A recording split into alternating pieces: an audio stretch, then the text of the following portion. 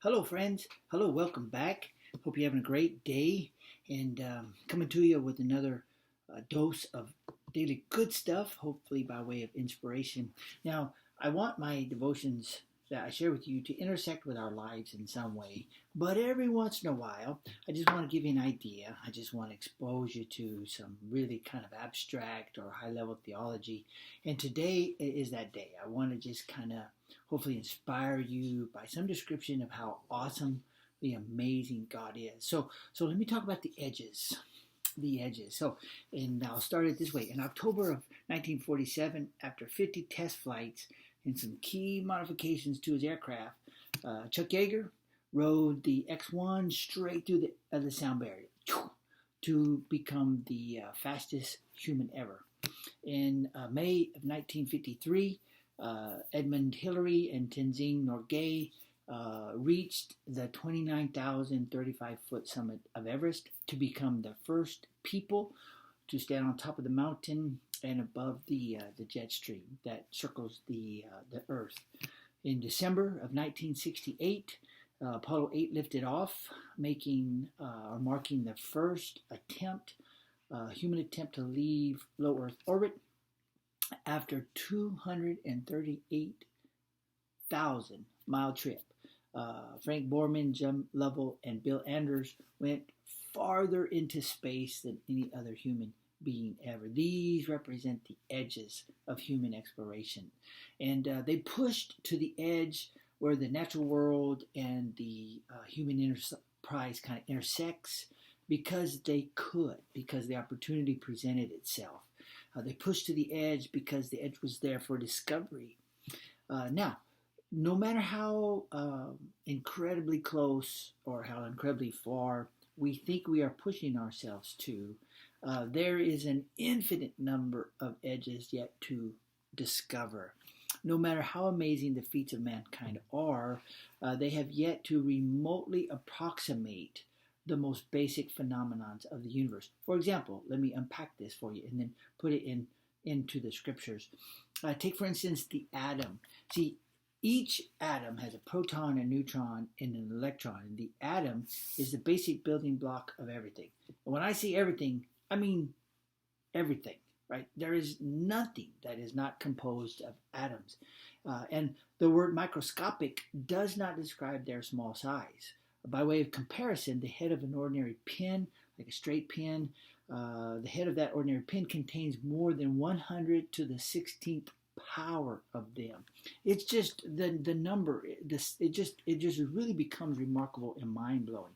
Now, to help kind of conceptualize that, if you put it to scale, right, instead of size, but you put it to scale, if the nucleus of the atom weighed 5 pounds and was the size of a basketball, just a normal basketball, the electrons would be like bumblebees flying in orbit around that basketball-sized 5-pound thing 5 miles away. So just a basketball that weighs 5 pounds, the electron would be 5 miles away, the size of a bumblebee. And in between the ball and the bee would be a void. Now, microscopic doesn't describe the size, but to scale, we get a sense of how large the mass, the scientific mass of it is. And we just, everything is made up of these things. And as mind-blowing as that is, how the electron works is even more so. The electron, right, is an energy state, and it moves between energy states in a quantum leap. Now, let me explain that, like in simple terms that I can understand. It goes from one energy level to another by simply disappearing here and reappearing there without transversing states. It doesn't transverse. It just disappears here and reappears there. Mind-blowing, right? Mind-blowing. Now, let me use this, the incredible mind-blowing nature of this, to illuminate a passage of Scripture, one of my favorite passages of Scripture, Job 26. It ends like this. By his breath, he being God, by his breath the heavens gained their beauty.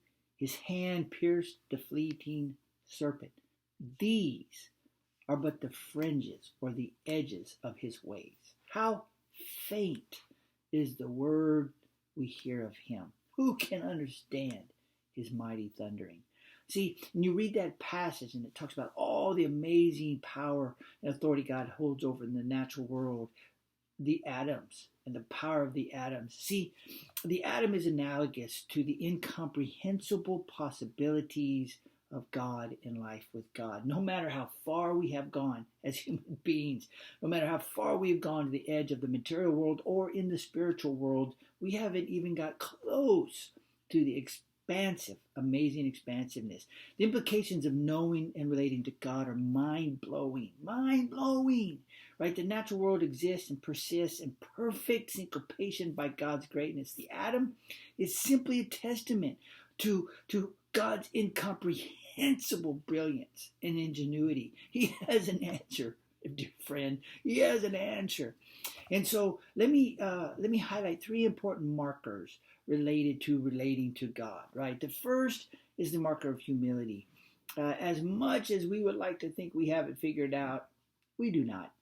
As much as we celebrate and take pride in our accomplishments, and we probably should, human or otherwise, human or personal, right? Objectively or subjectively, we don't have it figured out.